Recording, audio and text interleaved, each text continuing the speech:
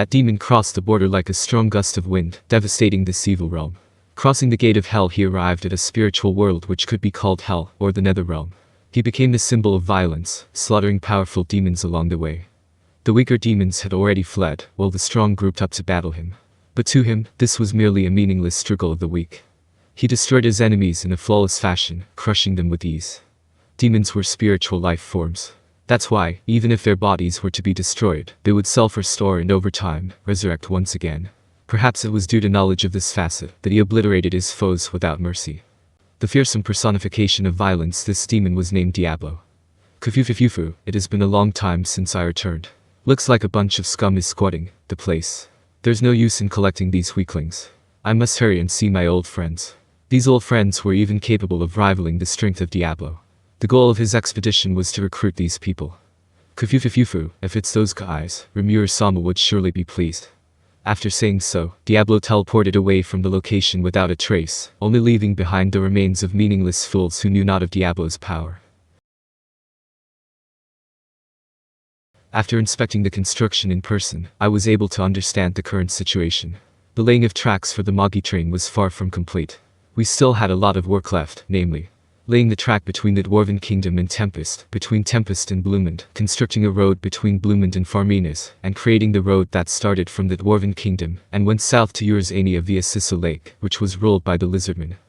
Now that I was considering all of these new connections, it would take some time before the whole traffic network could be considered fully operational. We also couldn't forget about the development of the trains. Since the prototype had been completed, we had jumped across the biggest hurdle. Now, all we had to do was to put the prototype through the ringer. Although we had already established our fantastic motor core, the rest of the Magitrain still required further development. It was important to ensure the trains were comfortable to ride. We also had to tackle the issue of noise that the trains would undoubtedly unleash upon its surroundings. Our train was already substantially quieter than traditional steam locomotives. However, traveling at such high speed still generated a bothersome racket. The research team headed by Cajun was currently working to address such concerns. We were breaking down these troubling problems to smaller bite-sized pieces to tackle them in finer detail and find theoretical solutions. Meanwhile, I also hoped that they kept a record of the processes they took to resolve these issues. And so, I started to visit the research facility frequently. I even got quite familiar with the researchers and had plenty of opportunities to discuss useful ideas. The knowledge I possessed as an otherworlder was all too intriguing to them. They often stopped to consult my opinions. Although, when they posed a question that I couldn't answer, I had Wisdom King Raphael-san handle it. By entrusting my problems to Raphael-sensei, his ability rivaled that of a quantum computer. No matter how difficult the questions were, it could solve them with ease. And I have been putting it to use relentlessly as well. After finishing the day's work, it was also important to squeeze in some time for socializing at night. While not all the night shops were luxurious, they were still one of the go-to spots for researchers to take a breather from work. There, they could relax and engage in casual conversation. In addition, among Veldora, Ramiris, and myself, Ramiris was the one getting paid the most. Her salary was still very promising even after deducting the costs of running the Labyrinth. She was compensated with 20% of the Labyrinth revenues. It was no longer just the 2 gold coins we had estimated at the start. Nowadays, she could earn up to 20 gold coins or more. 20 gold coins were about 2 million Japanese yen per day. However, Ramiris was also responsible for paying the salaries of Trainee-san and her sisters, as well as Beretta. That said, she was still projected to profit nearly 100 gold coins by the end of the month. My daily allowance was the same as Veldora's. 1 gold coin a day from the national treasury. Veldora was the Labyrinth master, so Ramiris also rewarded him with extra pocket money. Since the Labyrinth greatly depended on Veldora's magicules, the treasury granted him special bonuses as well. That's why he actually got paid more than I did. In spite of this, I did keep some pocket change around. I had been investing in many varying fields, and the profits were incredibly favorable. Motivated by everyone's enthusiasm for work, I also decided to work hard.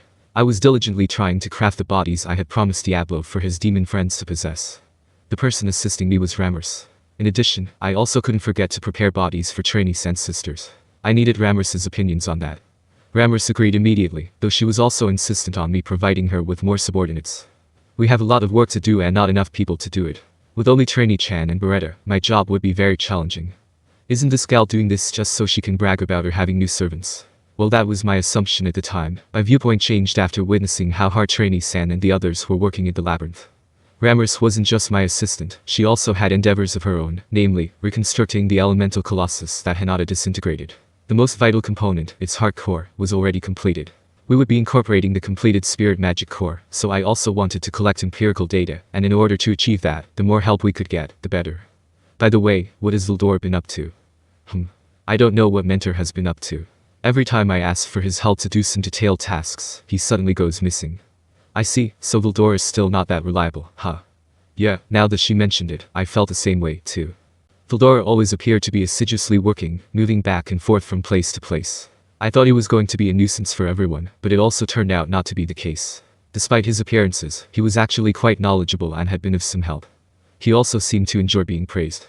That's why instead of letting him labor as Ramiris' assistant, I might as well cut him some slack and let him do as he pleases. I get it. I'll try to do some recruiting on my own. Sorry for the trouble. After making this promise with Ramiris, I began to worry about the potential new candidates, and if they were right for the job. And so, the days quickly passed by. Our daily routine had been quite peaceful until one day, that guy suddenly arrived without warning. I was inside my office. In front of me were stacks of documents that required my attention. It would have taken an average person an eternity to review them all. But luckily, I had Wisdom King Raphael at my aid. I ordered her to precisely scan through the files and prioritize the more urgent cases. Then, I scrutinized each document like lightning, swiftly approving or rejecting them. In reality, I wasn't toiling nearly as hard as I had described, but performing such monotonous tasks was still quite the chore. I fantasized over Diablo being here and laboring in my stead, as I continued the same repetitive motions with my hands, gradually chipping away at the pile. Then came post-work break time. I transformed into my original slime self and relaxed on the sofa. So comfy. My body itself was super soft, and the pillow was quite plushy as well. With the two combined, it felt as if I were swimming in a sea of soft feathers. Now that I had a knack for sleeping, this was my little secret hobby. Suddenly, I heard a knock on the door. Just when I was about to slack off for a bit, it appeared someone was stopping by. It can't be helped then. I turned back to human form and sat down on my chair. Come in, I responded while posing stylishly. Soon after, Shuna opened the door and entered. She bowed deeply to me. Rimuru-sama, you have a guest. He said his name was Dino, and that he is an acquaintance of Rimuru-sama. As I suspected, I had a visitor. He said his name was Dino and that he knew me.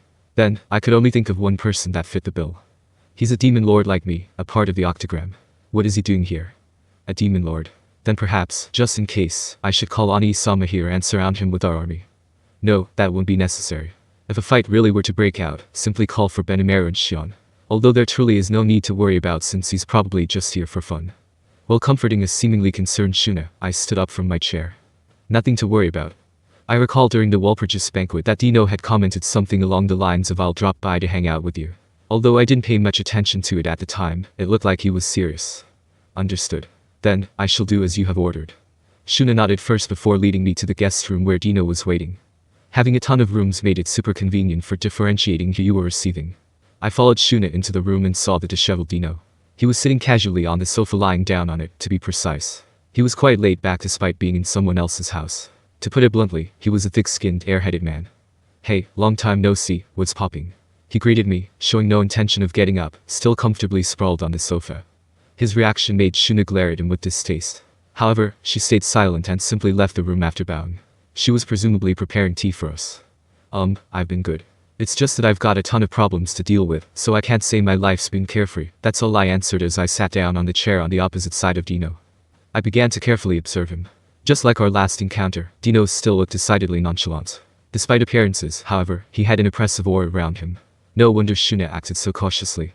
What do you mean? Are you having difficulties? Sounds like a big hassle. Indeed. Ever since I became a demon lord, nothing's been easy. By the way, what are you doing here? Me. Just as I've said before, I've come to hang out, Dino quickly replied to my question. However, it sounded as fake as it could get. Both of us fell silent. It was then that Shuna entered the room with a tray of tea and desserts. In this room filled with deafening silence, she soldiered on with her duties as if there was nothing wrong. She expertly served both of our portions and left after giving us a bow. She really was professional. I first took a sip of tea, then stared at Dino. He appeared to have given up the pretense and began speaking slowly. Not really. In reality, Daggerel chased me out. It's nothing. I don't actually own a home or anything, so Daggerel took me in. Also, I'm broke. Oi. Are you really a demon lord? He spoke those words without a shred of shame. This guy seemed to be the worst kind of trouble. While I was thinking of a solution, I recalled that Daggerel's sons were living in the care of your nation right now. That's why I've come here to be in your care as well. I must not show any weakness or compassion. No, I rejected Dino immediately. what? The room fell silent again. Dino was clearly shocked that I had rejected him. Although, I should be the one surprised by how naive his idea was. Even if you knew me, I had no obligation to take care of a suspicious individual like him. Moreover, I instinctively knew this guy was definitely the type to say. Also, I don't want to work at all. Hold on a second. What is this? Do you want me to starve to death in the street? No, but you can get a job. Please don't be so difficult. My philosophy is to never work. I've never made a single coin with my own hands for hundreds of years, nor have I spent a single coin earned by myself, either. No wonder. If you don't work, you obviously would be broke. And consequently, how could you feed yourself with your non-existent funds? Wow, how impressive. Please leave after you finish eating that. You have to chase this type of person out as soon as possible. Completely ignoring Dino, I reached out for the dessert in front of me. Tea and cream puffs. How delicious. Will I ever get sick of eating this?